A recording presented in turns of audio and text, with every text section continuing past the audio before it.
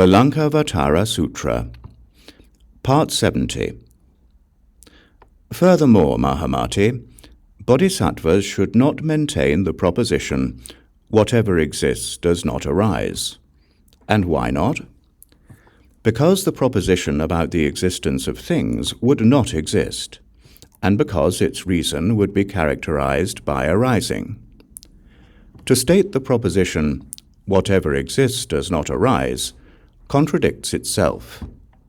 The proposition, whatever exists does not arise, contradicts itself because the proposition would arise in relation to something, and also because a proposition concerning the non-arising of things would be among those things, and because its cessation would not arise. Thus, to maintain the proposition, whatever exists does not arise, is contradicted by the proposition itself. Mahāmati, as for the proposition, existence and non-existence do not arise, such a proposition would be among the things that exist, although characteristics of its existence or non-existence would not. Mahāmati, even if, in regard to the proposition of non-arising, one could maintain the proposition, whatever exists does not arise, this proposition is contradicted, because the characteristics of its existence or non-existence do not arise. You should not maintain propositions. The five-part syllogism produces numerous errors due to differing characteristics and changing reasons, and because they are fabrications. Hence, you should not maintain propositions. As with whatever exists does not arise, likewise in regard to whatever exists is empty, or whatever exists has no self-existence, you should not maintain propositions. Mahāmati, bodhisattvas say instead, whatever exists is like an illusion or a dream, because it is seen and not seen, and because it is a mistake of perception. You should say that the existence of everything is like that of an illusion or a dream, unless it makes people turn away in fear. Mahāmati, foolish people are given to views of existence and non-existence.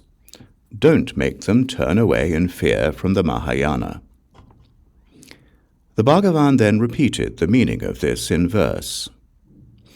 There is no teaching and no self-existence, no objects and no attachments. These are the projections of fools, the misperceptions of corpses. Whatever exists does not arise. This doctrine of other schools is wrong. Nothing at all arises. What exists results from conditions. Whatever exists does not arise. The wise hold no such conception, because propositions arise from reasons. The wise get rid of them all. Like seeing through a cataract, the distorted view through strands of hair, projections of existence are the misperceptions of fools. Fabrications fill the three realms. Self-existent objects don't exist. Fabricating self-existent objects, projection gives rise to projection. The forms and objects of fabrication utterly confuse the mind. Bodhisattvas who see past these dispense with all projections. Perceiving water where there is none, the result of thirst and desire, fools are thus bewildered, unlike the wise who see. The vision of the wise is clear, rising from samadhis of the three liberations. Beyond the reach of birth or death, they wander in a realm of no projection. Practitioners dwell in a projectionless realm, free from existence and non-existence, where existence and non-existence merge, and the fruit of Buddhahood grows.